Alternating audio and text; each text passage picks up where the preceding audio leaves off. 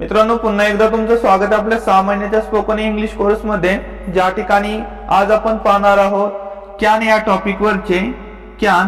Topic वरचे प्रश्नार्थी वाक्य कसे ट्रान्सलेट करायचे। प्रश्नार्थी वाक्य कशा प्रकारे ट्रान्सलेट करायचे।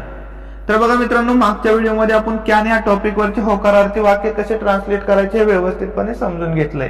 काय पाहिलं होतं आपण पाहिलं होतं दिवसभरामध्ये आपण जे वाक्य बोलतो त्यामधले असे वाक्य की ज्यांच्या शेवटी शकतो, शक्ती, शकते, शकतात अशा प्रकारचा उच्चार येतो, तर त्या वाक्यांना कसं ट्रान्सलेट करायचं। बघा, म्हणजे कॅन मधले होकारार्थी प्रकारचे वाक्य आपण ट्रान्सलेट करायला मागच्या व्हिडिओमध्ये शिकलेलो आहोत। जसं की बघा, आम्ही इंग्रजी बोलू शकतो। तर हे वाक्य जे होते, हे वाक्य कसे होकारार्थी वाक्य आहे। आणि याला कसं ट्रान्सलेट करायचं, तर सुरुवातीला सब्जेक्टला लिहिणार, त्याच्यानंतर आपण कॅन, त्याच्यानंतर क्रियापदाचं पहिलं रूप, त्याच्यानंतर ऑब्जेक्ट आणि त्याच्यानंतर रिमाइनिंग सेंटेन्स। हा फॉर्म्युला पाहिला होता होकारार्थी वाक्य ट्रान्सलेट करण्यासाठी। कसं केलं आपण ट्रान्सलेट? आम्ही साठी काय? वी, त्याच्यानंतर कॅन, त्याच्यानंतर क्रियापद काय? बोलणे म्हणजे स्पीक, आणि इंग्रजी इंग्लिश आणि full stop. We can speak English, आम्ही इंग्रजी बोलू शकतो।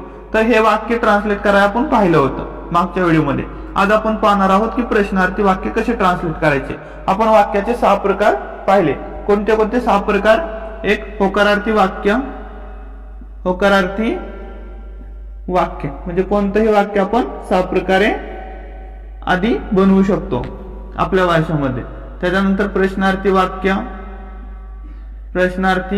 वाक्य, त्याच्यानंतर नकारार्थी वाक्य,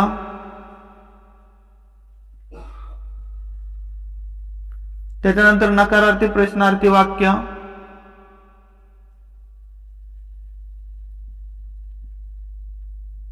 नकारार्थी प्रश्नार्थी वाक्य, त्याच्यानंतर WH प्रश्नार्थी वाक्य। बघा, मराठीमध्ये मी नाव लिहितोय अगोदर, जेणेकरून लगेच तुम्हाला समजले पाहिजे। त्याच्यानंतर WH नकारार्थी प्रश्नार्थी वाक्य। तर होकारार्थी वाक्य आपण मागच्या व्हिडिओमध्ये पाहिले। त्याच्यानंतर आपण प्रश्नार्थी वाक्य आज पाहतोय। त्याच्यानंतर हे नकारार्थी आणि नकारार्थी प्रश्नार्थी वाक्य एकाच व्हिडिओमध्ये आपण पाहूया, आणि WH प्रश्नार्थी वाक्य आणि WH नकारार्थी प्रश्नार्थी वाक्य हे सुद्धा आपण एकाच व्हिडिओमध्ये पाहूया। तर बघा, हे तुम्हाला समजलं असेल।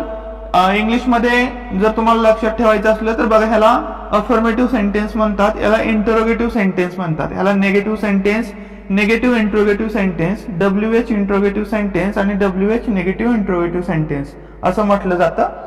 तर बघा, एक ज्यावेळेस आपण प्रकार पाहतोय ना, त्यावेळेस तुम्ही लक्षात ठेवा, हे अफर्मेटिव्ह सेंटेन्स आपण सुरुवातीला पाहिले। आता आपण पाहतोय प्रश्नार्थी वाक्य म्हणजे इंट्रोगेटिव्ह सेंटेन्स। ठीक आहे।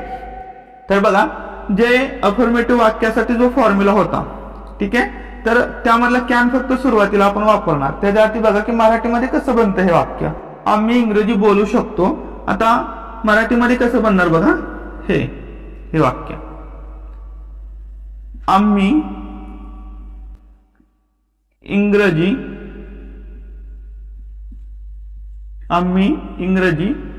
बोलू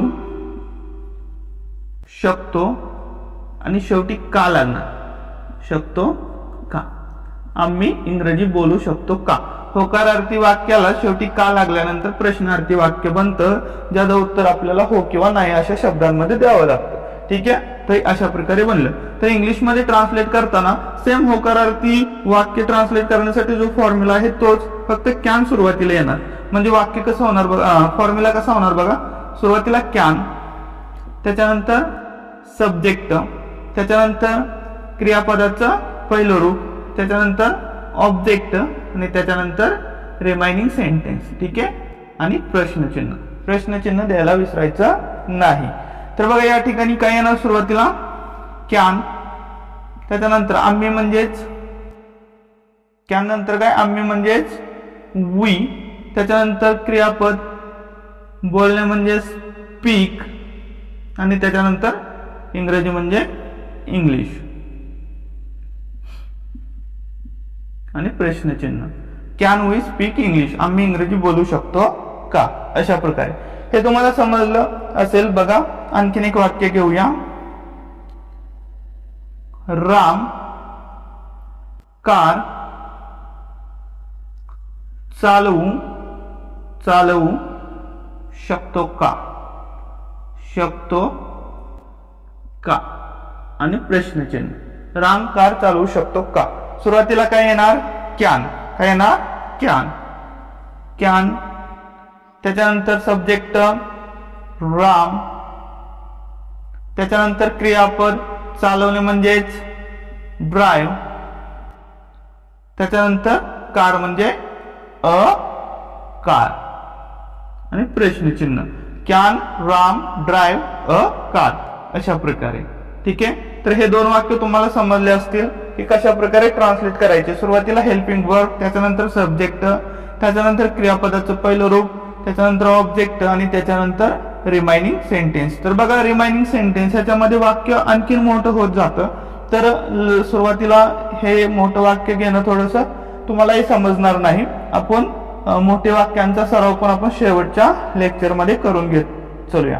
ठीक आहे. तर बघा हे तुम्हाला समजलं असेल. तर अशा प्रकारे मित्रांनो कॅन या टॉपिक मधले प्रश्नार्थी वाक्य कशा प्रकारे इंग्लिश मध्ये ट्रान्सलेट करायचे आपण आजच्या व्हिडिओमध्ये समजून घेतलेलं आहे. तुमच्या सरावासाठी या ठिकाणी काही उदाहरणं दिली जात आहेत बघा. तर छोटी छोटी उदाहरणं आहेत, नक्की तुमच्याकडून हे ट्रान्सलेट होतील. तर याला कमेंट बॉक्स मध्ये नक्की लिहा. व्हिडिओ आवडल्यास लाईक करा, मित्रांमध्ये शेअर करा. Thanks for watching.